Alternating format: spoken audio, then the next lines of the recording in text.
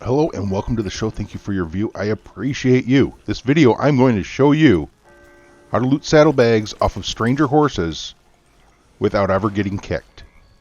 It doesn't matter if they're upset. You don't need to calm them. All you need to do is pull them up to an obstruction and loot past the obstruction. This works on telephone poles, works on the sides of wagons, works on cactuses, trees, anything that you can pull your horse up next to or your stolen horse up next to and create an obstruction so it can't kick you works for this method.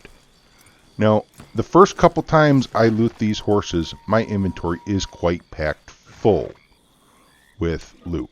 Like, I'm maxed out. The only things you're going to see me loot in these first couple of loots are snake oil and chewing tobacco. Now see here, I'm going to show you on the fence post. And right now I'm working out of Emerald Station. You can see it's nighttime right now. And as most of you probably know, this is a really stellar animal fat farming location.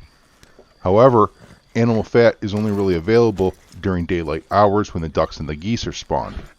At night, it's like go pick some herbs or something, right? And what do? You just wait around, go find some pigs maybe over at Flatneck Station. Well, not me anymore. From now on at night, I'll be looting these horses because these horses at Emerald Ranch only seem to appear at night. During the daytime, you cannot find horses at this spawn location. So it plays really well into an animal fat farm. If you have a couple of hours in-game time that you need to pass before that 5 o'clock morning sunrise when the birds come out, grab a couple horses and loot them up. And because I looted that one by the fence there, right next to the saloon, I didn't run off, so they didn't respawn. But you can see once I ran out to that other telephone pole, this one here that I'm running to right now, and ran back, the horses respawned. So I would recommend when you loot them, come out to this telephone pole or some distance equal to it, away from Emerald Station or Emerald Ranch. I'm sorry, not Emerald Station. You want to get away from Emerald Ranch in order to get the horses to respawn, so you can just keep running back and getting another one and rinsing and repeating. Now, after looting this horse, I'm going to go into my inventory and I'm going to destroy one of everything that I'm full of that these horses could loot. And I'm not even 100% sure everything that these horses can drop. So I just delete just like one of everything that I have, including like herbivore bait, carnivore bait. I just want to, open my inventory up so I can at least get one drop from each of these. But as you can see, by the time I'm done doing it, it got daylight outside. So what I did is I head over to Tumbleweed because I know I can find horses spawned in Tumbleweed. And this works just as well over in Tumbleweed on cactuses and trees over here. I don't even know how many horses I'm going to loot here. But you can see back to back to back to back to back, I'm looting horses, one saddlebag after another, and not getting kicked a single time. And a couple times you can see the horse, especially if you roll back. I think the second horse that I looted in this video earlier over at Emerald Station, that horse was upset. It bucked a little bit when I pulled out of the saddlebag. It wanted to kick me, but it couldn't. You might notice that a couple other times too. These horses are not happy about me looting them.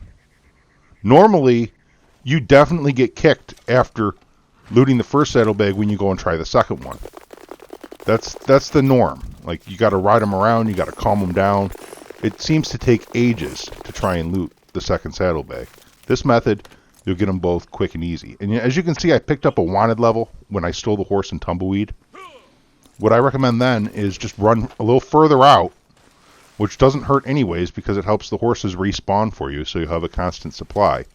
And also there's an award to survive a wanted level. So you're actually going to be working on your award in order to get that completed as well. So you'll be earning a little extra gold and XP whenever you pick that wanted level up and survive it. And you'll get used to lining the horse up. At first, it's going to be difficult for you to get it just right, position it just properly. You might get kicked a couple times, but in time, you'll get used to it. Like for me, at first, it was a struggle. At this point, when you're watching this footage, I had already done this several times. So I've gotten quite comfortable with how to do it. And you can even back your horse up. If you're not familiar with how to do that, then you tap the right bumper twice and then hold it and then tap A or X, depending on if you're on PlayStation or on Xbox, and your horse will back up. And that's like pulling the reins on the horse back. It's almost like shifting gears in a motorcycle or something. You're like double tapping the reins, pulling it back, letting the horse know you're shifting to reverse, and then you go ahead and just back it up. I'm still haven't gotten really the hang of backing it up. You're going to see me attempt it a couple times later in this video, and I don't do a terrible job at it, but I'm still perfecting backing up the horse. It's not an easy thing to do, but in time I'll get it, and I'm sure you will too, to where it's just second nature to be able to back them up, line them up really nice and easy. Now, another thing that I like to do, okay, looting horses over and over and over out of town like this, obviously really boring. Nobody wants to do this, okay? But let's picture a scenario here. Like this happened to me earlier before I made this video. I actually have some footage of it, but I'm not going to be including it. Where I'm doing an on the hunt mission for Hector.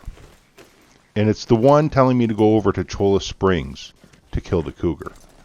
Now, as we all know, the longer you spend on these stranger missions, the more money you get paid for doing the mission. So on my way over, anytime I see a stranger, I take advantage of that. I take their horse, I loot it, and I move on a little closer to the objective for the mission.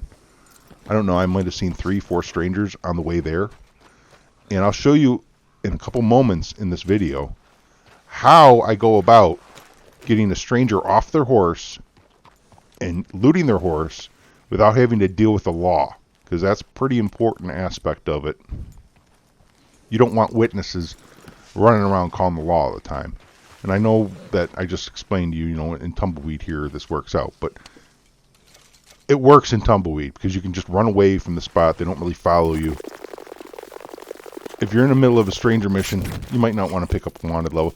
Even if you're out in the wild, it's nice to know how to access the saddlebags on a stranger's horse.